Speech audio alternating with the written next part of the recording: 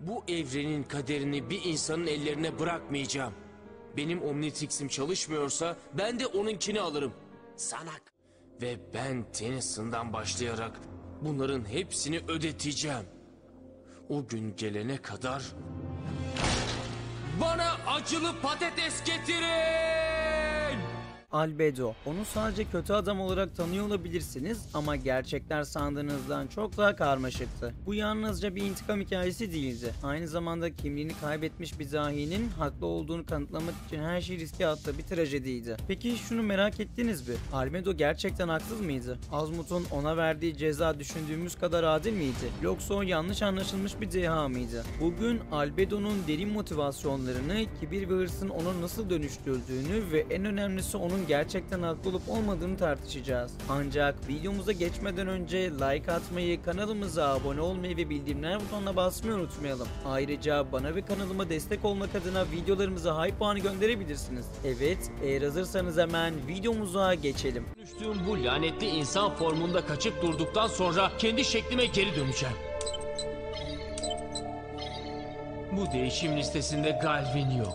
Diğer listelerde kilitli. Burada Tennyson'ın yaratıklarından başka hiçbir şey yok. Çok geç kaldığınızı söylemek için bir dahi olmak gerekmiyor. İsterseniz ilk olarak Albedo karakterinin ilk ortaya çıkışından konuşmaya başlayalım. Albedo dediğimiz bu karakter Galvan ırkından bir dahi ve aynı zamanda Azmut'un eski öğrencisiydi. Bildiğiniz gibi Galvanlar zekalarıyla tanınan ve teknolojide ustalaşmış bir türdü. Ancak Albedo sıradan bir Galvan değildi. Kendini Azmut'un seviyesinde gören ve hatta bir noktada ondan üstün olabileceğine inanan bir haline gelmişti. Bildiğimiz gibi Azmut Omnitrix'i yaratırken onu galaktik barışı sağlamak amacıyla tasarlamıştı. Farklı türlerin birbiriyle empati kurmasını sağlamak için bu cihaz kullanıcıya farklı uzay türlerine dönüşme imkanı veriyordu. Ancak Albedo'nun bakış açısı tamamen farklıydı. Yani aslında Albedo'nun tek amacı Galvan formuna dönmek değildi. Zaten bu olayların en başında o bir Galvan'dı. Ancak Omnitrix'in kusurlu bir kopyasını yaptıktan sonra Ben Tennyson'ın fiziksel kopyasına dönüşmesi onu öfkelendirmişti. Aslında burada dikkatimizi çeken önemli nokta şu: Albedo'nun en derin arzusu güçtü. Omnitrix'i sadece eski formuna dönmek için değil, aynı zamanda mutlak güce ulaşmak için istiyordu.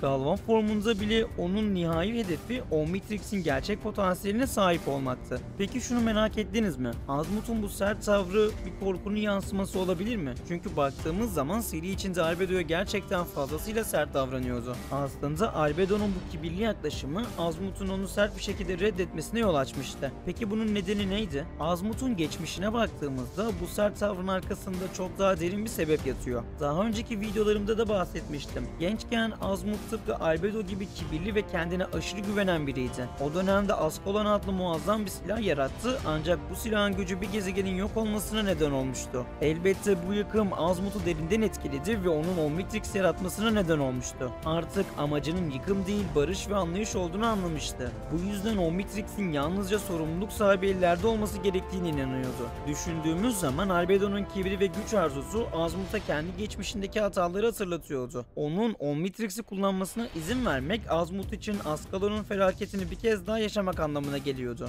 Belki de bu yüzden Albedo'ya karşı bu kadar sert davranıyordu. Hatırlarsanız Albedo'yu ilk gördüğümüzde Azmut'la yaptığı diyalog aslında onun karakterini çok iyi şekilde özetliyordu. Albedo'nun sözlerinde yalnızca öfke değil, aynı zamanda güç isteği ve üstünlük arzusu da vardı. Ona göre Omnitrix barışı sağlamak için değil, hak eden kişinin gücünü sergilemek için kullanılmalıydı. Ancak Azmut, Omnitrix'in gerçek değerini çok iyi biliyordu. Onun gözünde bu cihaz yanlış ellerde yok edici bir silaha dönüşebilirdi. Azmut'un sert tutumu sadece Albedo'yu cezalandırma isteğinden değildi. Aynı zamanda geçmişinde yaptığı hataları bir daha tekrarlamama arzusundan kaynaklanıyordu. Belki de Albedo da kendi gençliğini gördü ve onu durdurmaya çalışmasının en büyük sebeplerinden biri de buydu. Albedo'nun hikayesindeki belki de en trajik nokta onun Ben Tennyson'ın fiziksel kopyasına dönüşmesi olmuştu. Omnitrix'i kopyalamaya çalışırken yaptığı ata ata onun bedenini Ben Tennyson'ın DNA'sında kilitlemişti. Bu durum Albedo için bir tür kimlik kaybıydı. Artık kendini Galvan formunda göremiyor, bir insanın suretinde yaşamaya mahkum ediliyordu. Ve en kötüsü de bu ona her gün Ben Tennyson'ı hatırlatıyor, nefret ettiği, küçümsediği ve kendinden üstün görmediği kişiyi. Ancak burada da bir gerçek var ki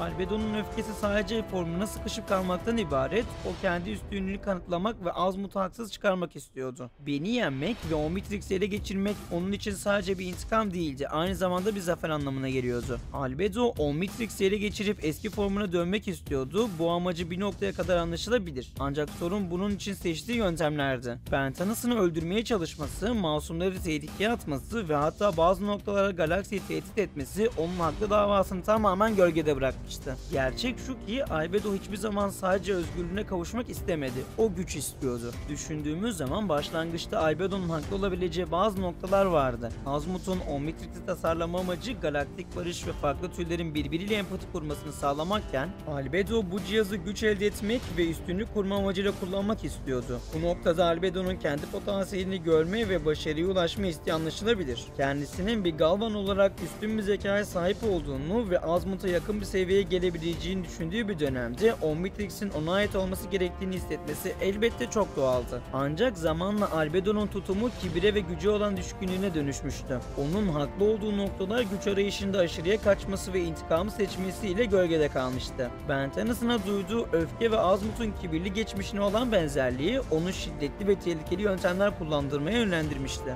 Aslında Albedo'nun en büyük hatası başkalarına zarar vermek ve intikam peşinde koşmak yerine duygusal bir şekilde bu güce odaklanmasıydı. Albedo'nun Omnitrix'i kopyalarken Ben Tennyson'ın DNA'sına sıkışması onun en büyük trajedisiydi. Gerçekten de Albedo'nun kendi kimliğini kaybetmesi ve benim formunda hapsolması tamamen yanlış bir tesadüf değildi, bir yazgıydı. Bu durum Albedo için derin bir kimlik krizi yaratıyordu ve kendini bir insan formunda görmek ona çok büyük bir travma yaşatıyordu. Aslında Albedo başlangıçta sadece Omnitrix'in gücünü ele geçirmek ve kendine hak ettiği yeri sağlamak istiyordu. Ancak kendisinin Ben Tennyson'a dönüşmesi onun kimlik arayışını ve kendisini yeniden keşfetme isteğini derinden etkilemişti. Elbette bu noktada Albedo'nun haklı olduğu bir taraf vardı. Kendi kimliğini kaybetmiş ve kendisini bir klonun içinde hapsolmuş hissetmesi bir anlamda onu kurban yapıyordu. Ben'in şu anki halinde sıkılıp kalması Albedo'nun isyan etmesine ve öfkesini doğru şekilde yönlendirememesine neden olmuştu. Fiziksel ve psikolojik bir hapislik yaşamak Albedo'nun güç ve kimlik arayışını daha da körüklemişti. Ancak Albedo'nun yaşadığı bu kimlik krizi onun yöntemlerini haklı çıkarmıyordu. Ben Tennyson'ın formunda sıkışıp kalması onun hırsı ve kibri nedeniyle daha da karmaşık bir hale gelmişti. Bu durumu kabul etmek yerine öfkesiyle hareket etti ve sorumluluğunu başkalarına yüklemişti. Bu noktada Albedo'nun haklılık payı güç arzusunun körüklediği bir öfkeyle zamanla kaybolmuştu. Sonuç olarak Albedo başlangıçta haklıydı. Çünkü bir anlamda kimliğini kaybetmesi ve hapis durumunun yarattığı travma onu haklı kılabilirdi. Ancak güç arayışı ve intikam isteği onu yıkıcı bir yola sürüklemişti ve sonuç olarak haksız bir karakter haline gelmişti. Albedo'nun başlangıçtaki haklılık payı gücü elde etme ve başkalarına zarar verme arasında kaybolmuştu. Eğer Albedo duygusal olarak olgunlaşabilseydi ve barışçıl bir çözüm arayışına yönelseydi belki de her şey çok farklı olabilirdi. Peki sizce Albedo'nun kimlik krizi ve güç arzusu onu kaçınılmaz olarak bu noktaya mı sürükledi yoksa gerçekten başka bir yolu seçebilir miydi? Düşüncelerinizi yorum kısmında belirtmeyi unutmayın. Evet dostlarım, bugün sizlerle birlikte Ben 10 serisinde defalarca görmüş olduğumuz Albedo karakteri gerçekten haklı mıydı? Bu konu hakkında konuştuk ve umarım videomuzdan keyif almışsınızdır. Her zaman olduğu gibi bu tarz videoların devamı için videomuza like atmayı, kanalımıza abone olmayı ve bildirimler butonuna basmayı unutmayalım. Ayrıca bana ve kanalıma destek olmak adına videolarımıza hype puanı gönderebilirsiniz. O zaman bir başka videoda görüşmek üzere. Kendinize çok iyi bakın. Hoşça kalın. Keşke yapabilsem. Bu yapışkan, terli, gürültücü, aç, kıllı, kokuşmuş insan vücudunda sıkışıp kaldım. Canım hep acılı patates çekiyor ve hiç olmayacak yerde oramı buramı kaşıyıp duruyorum. Vay canına. Gerçekten sana...